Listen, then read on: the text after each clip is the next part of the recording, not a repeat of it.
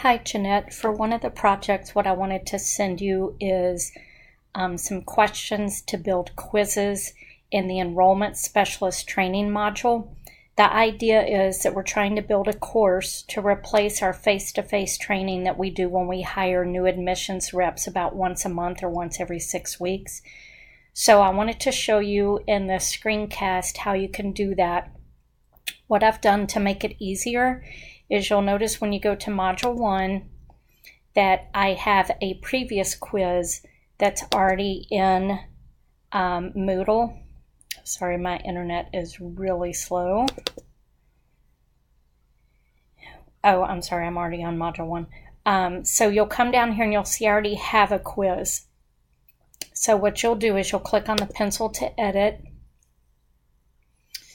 Then when you come here, you'll click on the cog. And this is how you can edit the questions. I'm sorry, edit quiz. Sorry, I was supposed to click edit quiz. It's easier to do this than to start from scratch. So then you come over here and you click edit question, and I'm going to send an email to you with different questions. You'll notice that if you add a new question, the auto default over here is 1 point. So you always want to make this add up to 100, however many questions there are, and you have to manually do that and then save. So this is the easiest way to do it. So let me go back and I'm going to show you a week that does not have a quiz already in it, because we're going to add a quiz every week. So go down to the bottom, add learning activity, you click quiz. It's very intuitive, and if you've worked in Moodle before, you'll see it. So we'll call this week 2 quiz, and I know this is about product knowledge. And then here we would put a descriptor. I usually put how many questions are on the quiz, and I don't know yet because I'm going to send that to you.